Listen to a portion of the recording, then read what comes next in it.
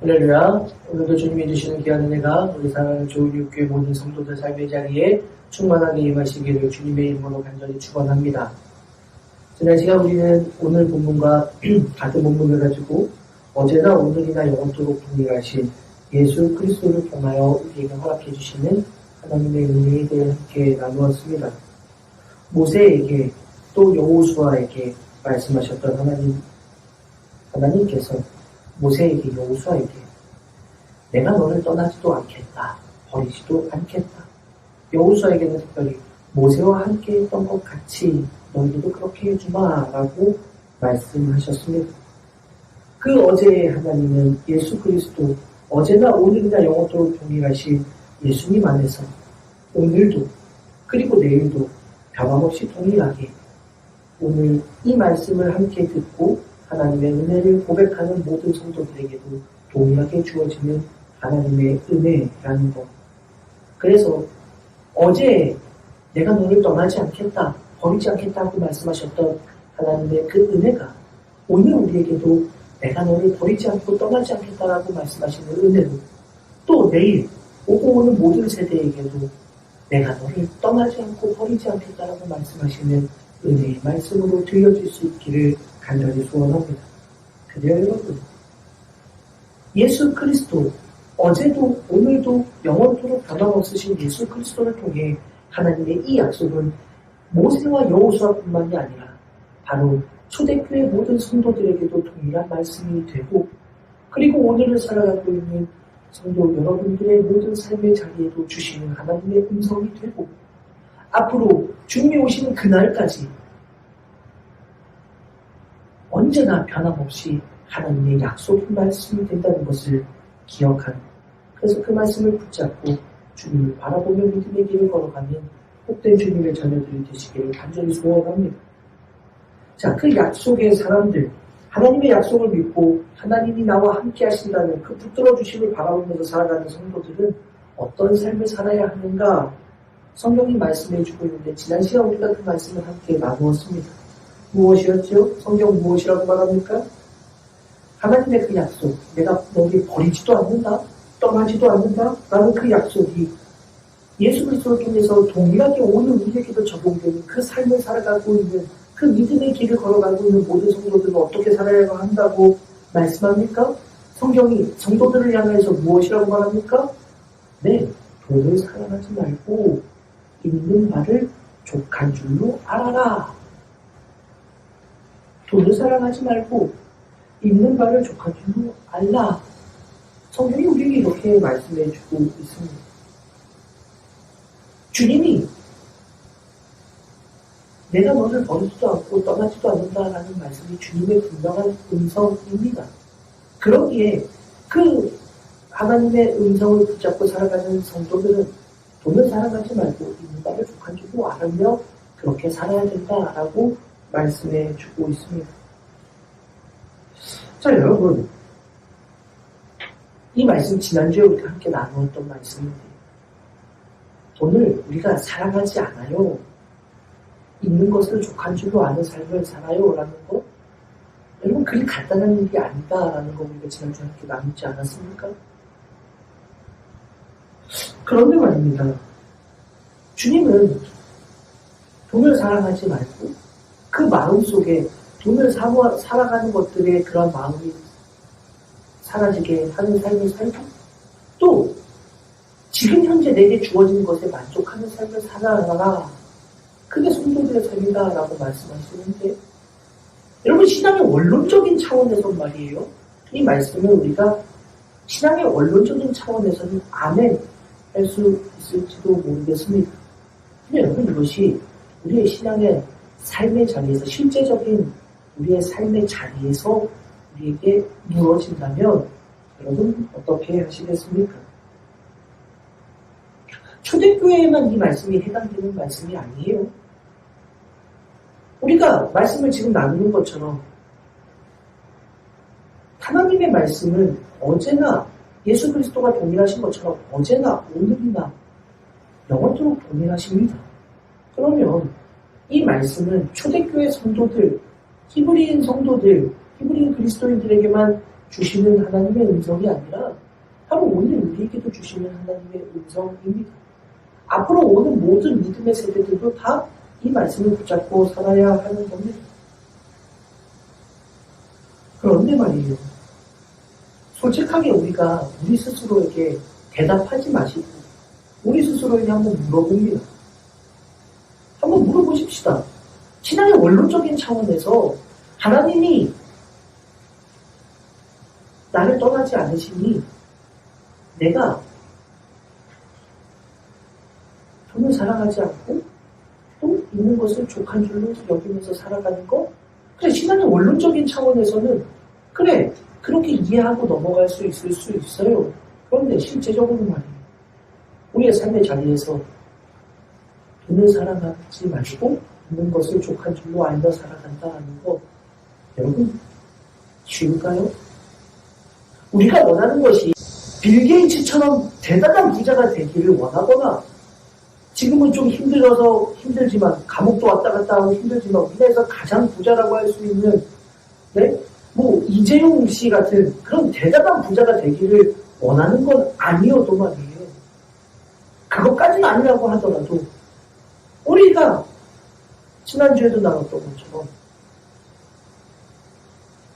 방 2개짜리 살다가 방 3개짜리 살고 싶은데 사람 마음이고 방 3개짜리 집 살았더니 빌라 살다가 아파트 살고 싶은 게 사람 마음이고 아파트 살았더니 평수 좀 더 넓은 집 살고 싶은 것이 사람 마음이고 그랬더니 화장실 2개 있는 집 살고 싶고 좀 더 거실이 넓은 집 살고 싶고 평수가 좀 더 넓었으면 좋겠고 그런 게 사람 마음 아닙니까? 차도 굴러가기만 하면 좋다 그러다가 좁으니까 큰 차도 타고 싶고 안정성도 좀 생각해서 더 좋은 차 타고 싶고 이게 사람 마음이잖아요. 연봉에도 그래요. 직장생활에서도 처음에는 요만큼 받아도 감사합니다 했던 그 삶이 세월이 흐르고 나도 똑같습니까? 5년, 10년 지나고 나면 그거보다 더 많이 받고 싶지 똑같이 연봉 계속 동일하게 받고 싶은 사람 어느 누가 있겠습니까? 더 가지고 싶은 게 인간의 마음 아니겠습니까? 지금 내게 있는 것에 만족하면서 살아간다는 거? 하나님이 내게 주셨으니 이것만 가지고 제가 살게요. 그렇게 쉽지 않을 겁니다. 돈만 꼭 그런가요? 여러분 수백억 수천억 가지면 더 이상 저 정도면 더 이상 가지고 싶은 거 없겠지. 정말 평생 행복하게 살 수 있을 거야. 부족한 게 저 사람에게 뭐가 있겠어. 우리 그렇게 생각하는데 그렇지도 않은 것 같습니다. 재산이 수백억 수천억이 있는데도 그것에 만족하지 않고 정치판에 뛰어들어서 정치하겠다고 나서는 사람들도 있어요. 돈만이 아니란 말입니다. 명예, 권력, 저만치 했으면 됐지라고 생각하는데 더 가지고 싶고 더 높은 자리 차지하고 싶고 더 대단한 자리에 오르고 싶은 게 사람 마음입니다. 그래서 옛날에 개그 프로에서도 그런 이야기 있지 않았습니까? 1등만 기억하는 더러운 세상. 그래서 모든 사람들이 자꾸 최고의 자리에 오르려고 하고 돈도 마찬가지고 모든 자리에서 더 높은 곳을 향해서 만족하지 못하고 그렇게 살아가지 않습니까? 그런데 성도들을 향하여서 하나님의 음성은 무엇이냐? 있는 것에 만족하며 살아라 라고 그리 말씀하고 있으니 이것이 신앙의 원론적인 차원에서는 이해가 되도록입니다. 실제적인 차원에서는 사실 저도 그렇고 여러분들도 그렇고 쉽지 않은 겁니다.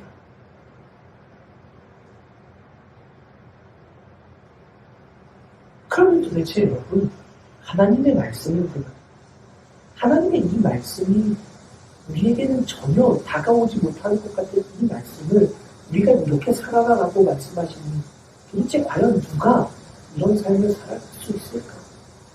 하나님의 말씀이니까 이 말씀은 들어야 되는 말씀인데 도대체 어떤 사람이 그러면 이 말씀을 들을 수 있을까? 곰곰이 생각해봐도 저도 그렇게 따르는 게 쉽지 않아요. 여러분들도 마찬가지 아닙니까? 그럼 도대체 누가 이 삶을 살아갈 수 있을까? 아니 더 정확하게는요. 이 말씀 따르고 살아가고 싶은 그런 사람도 아마 없지 않겠습니까? 이 말씀대로 있는 거에 만족하고 돈 관심도 없어, 높은 자리 관심도 없어. 이렇게 살고 싶은 사람 아마 없을 겁니다. 그럼 여러분, 이런 신앙의 괴리감, 원론과 실제의 삶에서 벌어져버린 이 엄청난 괴리감을 어떻게 극복할 수 있을까? 아니, 누가 극복할 수 있을까? 이 신앙의 괴리감.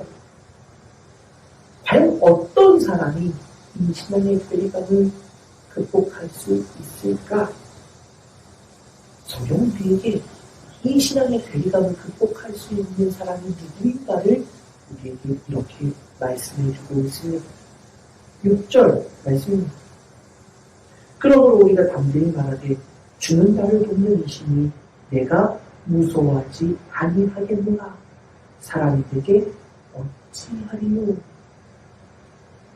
사랑하는 성도 여러분, 오늘 이 말씀을 우리가 굳게 붙잡고 흔들리지 않는 주님의 자녀들이 되시기를 간절히 소원합니다. 주님이 나를 떠나지 않으시겠다, 나를 버리지 않으시겠다 라고 우리에게 친히 말씀해 주셨습니다. 모세와 여호수아에게만 주신 말씀이 아니라 어제나 오늘이나 영원토록 동일하신 예수 그리스도 안에서 하나님을 바라보는 모든 세대들에게는 하나님이 이 약속을 주신 바 저에게도 말이에요. 여러분에게도 말입니다. 하나님은 지금 이 말씀을 하고 있는 겁니다. 나를 떠나지 않을게, 버리지 않을게 라고 하나님이 지금 우리에게도 말씀해 주십니다. 그 약속을 우리가 믿는다면 우리는 바로 이 고백을 올릴 수 있어야 하는 겁니다. 오늘 이 6절의 말씀은 사실 시편 118편 6절을 인용한 말씀입니다. 시편 118편 6절 여호와는 내 편이시라 내가 두려워하지 아니하리니 사람이 내게 어찌할까. 시편의 기자가 이렇게 고백을 합니다. 이 말씀을 가지고 히브리서 기자는 이 말씀을 인용해서 이렇게 우리에게 6절에서 말하고 있는 겁니다. 근데 여기서 담대히라고 말하는 이 말은 용기를 가지다라는 말입니다. 우리가 담대히 말한다 라고 말할 때 담대히 용기를 가지고 말한다 라는 이야기입니다. 그 용기를 가지고 말하는 말이 무엇이냐? 주님은 나를 돕는 이시다 라는 것입니다. 사랑하는 성도 여러분, 이 돕다 라는 이 단어를 우리는 주의 깊게 생각해 보아야 합니다. 이 말은 돕는다 라고 오늘 이 히브리서의 기자의 말씀을 돕다, 6절의 말씀을 돕다라고 번역해 주고 있지만 시편 118편에서는 말이에요. 이 말을 여호와는 내 편이라고 번역해 주고 있습니다. 다른 여권에도 보면 이를 여호와께서 나에게 계신다, 내 안에 계신다라는 의미로도 그렇게 번역해 주고 있습니다. 그러니 우리가 용기를 가질 수 있는 이유가 뭐냐? 여러분, 우리가 왜 용기를 가질 수 있느냐? 그것은 바로 하나님께서 내 편이시기 때문에 하는 것입니다. 하나님이 내 편이시고 내 안에 계시고 나와 함께 계셔서 나를 돕고 계시기 때문에 내가 이렇게 말할 수 있다라는 것입니다. 중요합니다.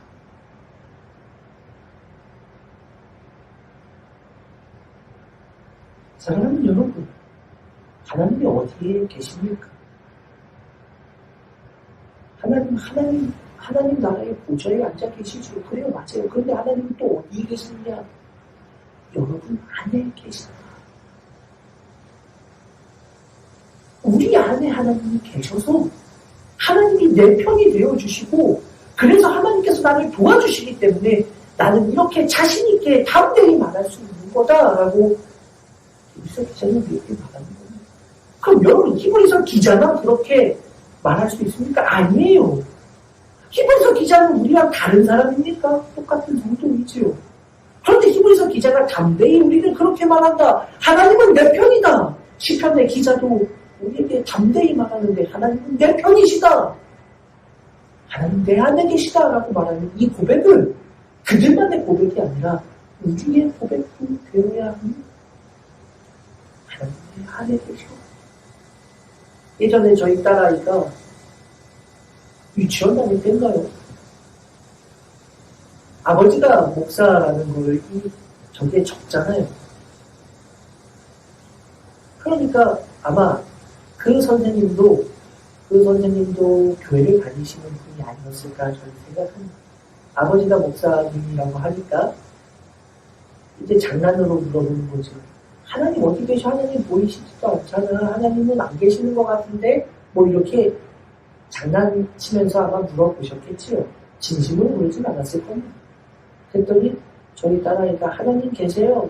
하나님 안 보이잖아. 어디 계셔? 하나님 불러봐봐. 막 이렇게 얘기했던 것 같아요. 그랬더니 우리 딸아이가 그랬다는 이야기를 듣고 제가 참 뭉클했습니다. 뭐라고 했느냐. 하나님은 제 안에 계세요. 하면서 울면서 막 그렇게 했다라는 얘기를 제가 들었습니다. 왜요, 여러분? 하나님은 우리 안에 계십니다. 멀리 떠나 계시는 게 아니에요. 하나님은 여러분 편이 되어주신다라고 말씀하고 있습니다. 하나님은 저 멀리서 우리를 관망하고 계시는 분이 아니시다라는 말입니다. 그럼 여러분 이 말씀 속에서 우리는 생각해 보아야 할 게 있습니다. 하나님이 내 편이신데 왜 내 인생은 이렇게 팍팍하고 힘들까? 괴로울까? 이렇게 생각할 수도 있어요. 하나님이 내 안에 계시면 내 인생이 왜 이렇게 괴로운 자리에만 놓이게 될까? 좋은 자리에도 주시면 좋잖아. 이렇게 생각할 수도 있어요. 그런데 여러분 이 생각을 다시 한번 되짚어보면서 우리가 한번 생각해 보는 거예요. 내가 괴로울 때 내가 고통의 터널을 지날 때 그러면 하나님도 내 안에서 함께 그 고통의 터널을 지나고 계셨다는 것을 기억해야 합니다. 어제나 오늘이나 영원토록 동일하신 예수 그리스도 안에서 하나님의 이 말씀은 변함이 없고 내 안에 계신다라는 이 말씀은 변하지 않고 항상 하나님은 함께 계십니다. 그러면 내가 잘 될 때만 하나님이 함께 하시는 게 아닙니다. 잘 되는 자리에서만 우리는 하나님 우리와 함께 하셨습니다. 하나님이 다 하셨습니다. 하나님이 도우셨습니다라고 말하는데 말이에요. 잘 되는 자리뿐만 아니라 고난의 자리에서도 하나님이 우리와 함께 하신다는 것을 우리는 믿음의 고백으로 하나님 앞에 서 있을 수 있어야 합니다. 고난의 자리에서 나는 혼자 떨어져 있는 존재가 아니라 하나님도 함께 고난 받으시고 계시다. 2차 세계대전 중에 나치에 의해서 유태인 대학살이 벌어지지 않았습니까? 기록에 의하면 600만 명이 그렇게 학살되었다라고 그렇게 말하는데 어떤 이들은 말이에요. 그거 아니다. 1000만 명이 넘는다. 아니 2000만 명이 넘는다. 그렇게 죽어간 이들이 많다라는 이야기도 합니다. 어찌되었든 많은 이들이 유태인들이 그 순혈주의, 아리안 민족주의에 의해서 이 유태인들이 학살을 당할 때 말이에요. 수용소에서 유태인들이 절규했다라고 합니다. 하나님 도대체 어디 계시기에 이렇게 우리가 고통을 받는가? 왜 우리가 이렇게 죽어가는데 하나님 도대체 뭐하고 계십니까?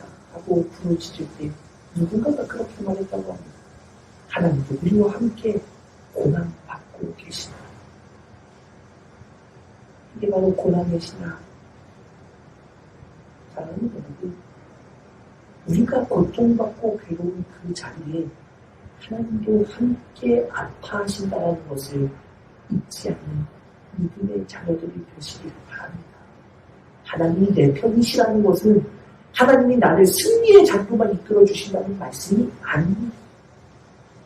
내가 잘 나가고 성공하는 자리에서도 하나님은 내 편이 되어주시고 내가 고통받는 자리에서도 하나님은 나와 함께 내 편에 서서 함께 고통받고 계시다. 예수 그리스도의 십자가가 바로 그것을 우리에게 분명하게 보여주는 것 아닙니까? 그래요. 히브리서의 기자는 바로 이 말씀을 우리에게 해주고 있는 것입니다.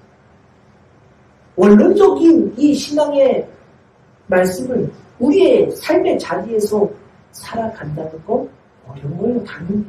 그런데 어떤 사람이 그 실제적인 삶의 자리에서도 이 믿음의 말씀을 붙잡고 살아갈 수 있는가? 하나님은 내 편이시라고 고백하는 그 믿음의 사람들은 바로 이렇게 살아갈 수 있다라고 우리에게 말해주고 있는 것입니다. 그래요. 돈을 사랑하지 말고 있는 바를 족한 줄을 여기며 살아라. 누가 그럴 수 있는 하나님 내 편이라고 내 안에 계시다고 고백할 수 있는 바로 그가 그 믿음의 길을 걸어갈 수 있는 겁니다. 하나님이 나를 성공하는 자리로만 끌고 가시는 게 아니라 고난의 자리에서도 하나님은 여전히 내 편이셨고 여전히 내 안에 계셨다라는 것을 고백할 수 있는 바로 그 사람이 돈 사랑하지 않고 있는 것에 만족하며 살아가는 바로 그 믿음의 길을 걸어갈 수 있는 것이다. 하나님이 내 편임을 믿는 그 사람이 나는 너를 떠나지도 않는다, 버리지도 않는다라는 하나님의 약속을 굳게 붙잡을 수 있는 바로 그 사람이다라고 오늘 성경은 우리에게 말해주고 있는 것입니다. 여러분, 그 사람이 다른 무엇을 의지하지 않습니다. 오직 내 편이 되시는 하나님, 내 안에 계시는 하나님, 바로 그 하나님을 붙잡는 사람은 다른 어떤 것을 의지하지 않게 됩니다. 오직 주님만을 바라고 있기 때문에 이 믿음의 고백이 저의 고백이 여러분들의 고백이 될 수 있게 주님의 힘을 가져주거라. 그런 자들에게는 사람이 내게 어찌할 수 없다. 주님이 내 편이시기 때문에. 여러분, 이 말씀을요, 사람이 아니라 문제 혹은 상황으로 바꿔보면 어떨까요? 하나님이 내 편이시고 나를 도우시고 내 안에 계시기 때문에 우리는 이렇게 담대히 용기를 가지고 외칠 수 있습니다. 어떤 문제도 어떤 상황도 그 모든 것들이 나를 어찌할 수 없습니다. 하나님이 내 편이시기 때문에 모든 문제도, 모든 역경도, 모든 환난도, 모든 고난도, 어떠한 상황도 나를 어찌하지 못합니다. 이게 믿음입니다. 이게 우리의 믿음의 선조들이 살아왔던 믿음의 길. 그리고 예수 그리스도께서 우리에게 보여주셨던 바로 그 믿음. 우리에게 이것을 말씀하고 있는 것입니다. 지난 시간 말씀의 서두에 그 이야기를 드리는 게 기억나시나 모르겠습니다. 아이들 어린 시절 부모만 붙잡고 의지하지 무서운 일들이 있을 때 저희 막내가 아빠 하면서 달려오고 도와달라고 하고 엄마 아빠만을 아이들은 찾습니다. 어린 시절.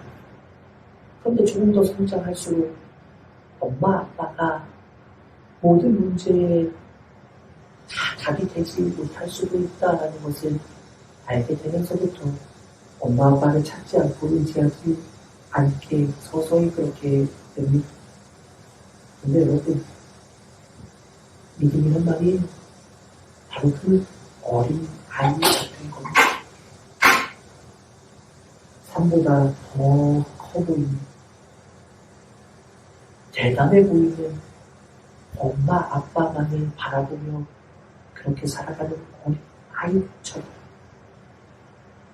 우리의 모든 문제와 상황과 근심의 문제들 앞에서 오직 하나님만, 오직 예수 그리스도만을 바라보는 하나님의 편이십니다.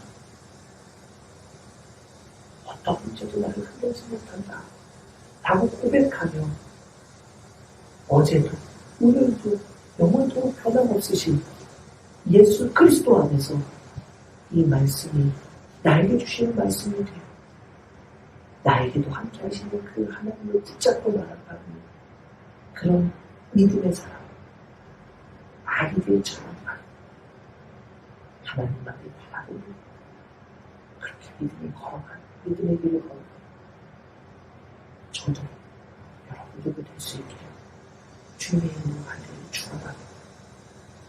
여러분,